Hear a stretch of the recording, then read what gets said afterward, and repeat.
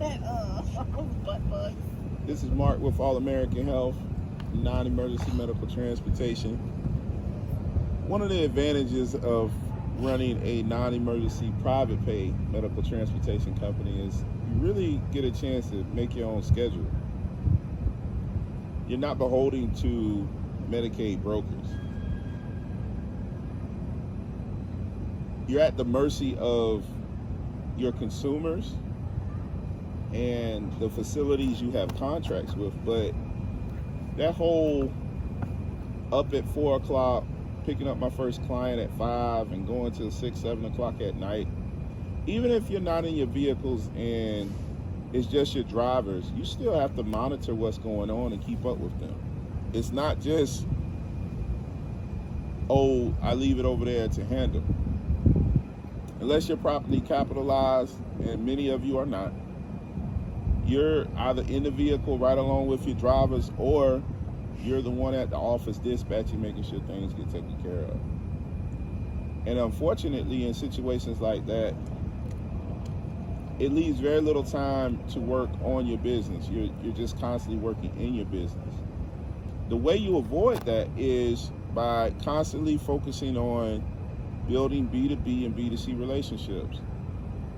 You have to take time out of your day, out of your week, to communicate with health facilities that are in need of your transportation services. I would rather have 4 clients a week from one facility than have 40 clients a week from a Medicaid broker. Why is that? 40 trips a day from a Medicaid broker, that's 160 trips. That's a lot of money. It's a lot of revenue, but it's not a lot of income for you. Here's the thing with that relationship with that facility. One, admins, transportation providers, nurses, they move to other facilities. Case managers move to other facilities. They take better jobs, especially right now where we're in the age of staffing agencies, where nurses are contractors more than they are employees. They're not tied down to any facility anymore. They go where the money's at. Where they go, your reputation goes. You make the life of a nurse and a case manager a lot easier at a facility when you're picking up the slack, when they're not having to scramble and find a transportation provider to make sure that Susie or Brad make it to their appointment so they can work their way out of rehab. They don't have to spend all day on the phone talking with their insurance to schedule an appointment.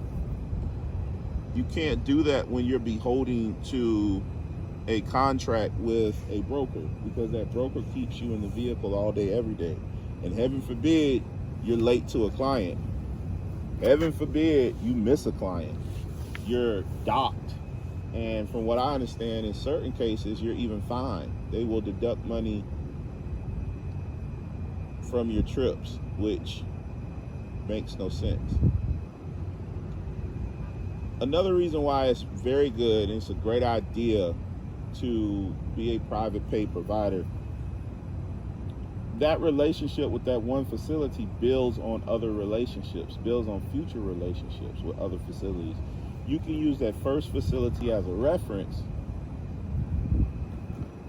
to allow you to put yourself in positions with other facilities and actually have a point of reference to look back on. You can mention, hey, I provided services for the Weston Rehab Facility, and you can get those letters of reference and move them on to other facilities in your area that allow you and need some level of proof that you're a good provider. Hopefully this has been helpful.